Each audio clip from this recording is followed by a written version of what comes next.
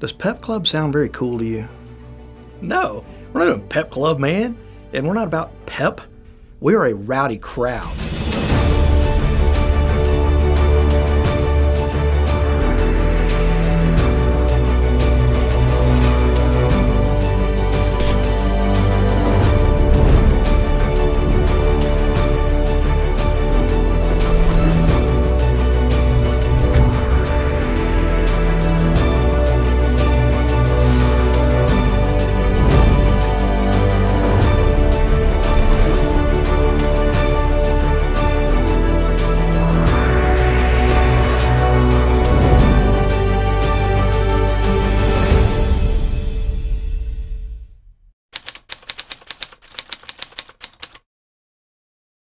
Back up to basketball season, which would have been '91.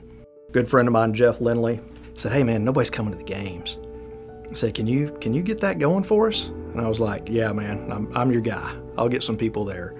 At that point in time, football was probably the king at Lewisville. And basketball kind of had to take a back seat. And so, you know, Everette and his little band of buddies got everybody fired up, and all of a sudden more people started coming to the games. Of course, this Dixie McMath locks in on it. Loved it. We had a lot of conversations about it. And we sat down and started talking. And so he said, we need to get something that really gets everybody involved. We got to have something that, there's just nothing there. You could be in band, you could be in drill team, you could be a cheerleader, you could be on bell crew, but where do the other kids fit in? He said, we need to get something going. Absolutely no voting, no social status, no athletic status, no academic status. I didn't care who you knew, who you didn't know, but you loved the school and you had farmer pride. We needed a lane for those guys to run in. And I said, now before we go wheels off on something, we got to talk to Kilo about this, you know. We approached him. He said, sure, go for it. You know, Kilo said, wait, I think it's great. He was all about student involvement, doing the best thing for kids, because, you know, he was the biggest cheerleader at Lewisville High School had. And my mom had the pep club at Denton High School, so that's what I knew was about pep clubs. Does pep club sound very cool to you? No, it doesn't. So when McMath said that, I was like, no, we're not a pep club, man. And we're not about pep. We're not a club of pep. We are a rowdy crowd. And we're gonna get rowdy and we're gonna be loud and we're gonna light this thing up. So you can come up with an idea, but our high school kid's always gonna buy in. And so we were talking about, well, what do we do to give this thing some validity? And that's where he said, okay, what about the pep rally? The beginning of the pep rallies, I always played Bad at the Bone. And so Everette got the bone. They started playing the music, and my buddy Kerry Simons got about 4 guys to get around me, and they hovered. And they started like this, rocking me back and forth while the music was playing. And then he goes, 1, 2, 3, and they chunked me out into the gym floor, and I'm just waving a bone in the air as I'm landing, and the place erupts. And I look over at McMath, and she's got that big $1 million smile. She's just nodding her head, and I look at her and wink, because it's working. And then we had the Bad at the Bone Award, which was a milk bone on a maroon ribbon. The necklace thing came about because he said, you know, we announced that they were going to win something, but we don't have anything to give them. And you know, we didn't have a bunch of money to spend on a little trophy or anything like that. So I said, well, you got the bone going here. I said, I'll go buy a whole box of milk bones. We'll put a little maroon ribbon on it, and you can put it on their head. So that's how the bone thing started. I just remember the big surprise was they came down, everybody roared and laughed, bell crew going nuts, cheerleaders going nuts. They come across, sign the football, they get the milk bone. And it just became a status symbol. Some kids, they'd have the one hanging on their rearview mirror in the car the whole rest of the season because they had won the Bad to the Bone Award. And so we go over to 100 shirts, thought we may be sitting on 80 of them after the first pep rally, maybe people come by. We ran out of shirts. That's farmer pride, man.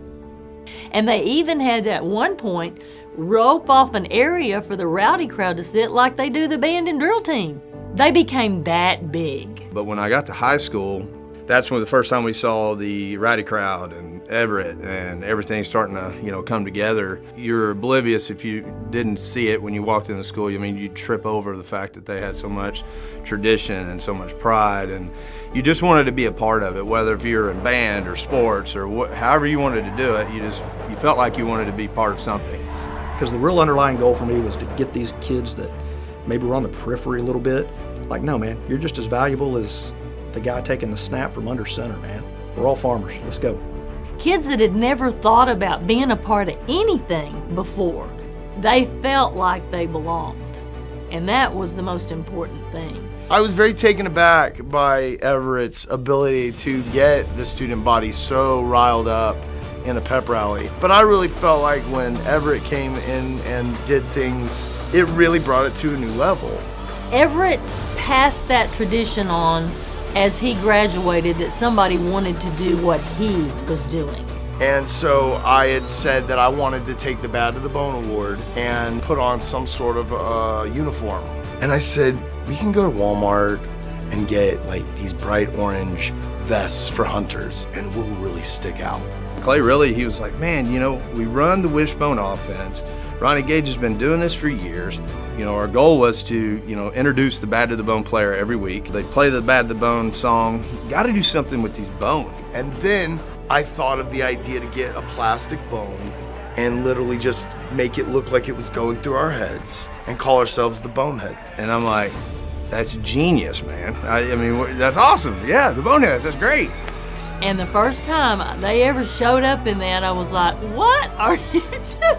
But it was so funny. And the crowd went nuts. They absolutely loved it. And they would slide across the floor and do all kinds of crazy things. But the outfit was what was classic.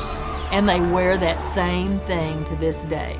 It's funny because it was kind of unspoken. It wasn't like an announcement. You know, these guys are your leaders. We just kind of did our thing. And it was always where the Rowdy crowd actually sat in the stands for the pep rallies. Everybody was just from top to bottom, you know, lined out in one section. Typically, we would be on the gym floor. We would do our, you know, get everybody hyped up and do our announcement for the player of the week. And that led to us going onto the field. At the very end of the year, that was like a no-no, and now it seems like the norm. So it's pretty cool. And as it evolved, the Boneheads became the leaders of the Rowdy crowd. We were just basically taking what Everette did and injecting it with a little bit of farmer pride and taking it up a notch. When Everette and I came up with that idea, we had no idea it would bloom into what it is today. No idea. We thought it might last a year. It might last a little while, you know. And it's still there. It is still there, and it is still a huge part of farmer tradition. The Rowdy crowd's still in like full force, just like every Friday night. It's just, they're at every event, like our pep rallies, our basketball games, our soccer games, and they're ready to just support and show farmer pride. I'm proud to be a Bonehead because it makes me a bigger part of the Long Maroon line, and we just always encourage to the Rowdy crowd, bring your friends, tell your friends to come, like we don't care who comes, and that's like the biggest part of it because it really does boost the school's morale. Farmer pride is still well and alive. Like any event, you know there's going to be someone there cheering on your fighting farmers everywhere we go.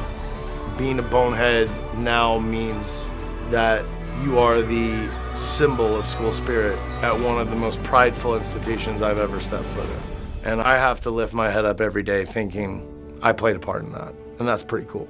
It gives me so much pride to think we created something like that from scratch. You were in Rowdy crowd, you were there. Dixie McMath and I, we may have been who got trusted with the idea, but we're not the reason why it's still rolling. It's farmer pride.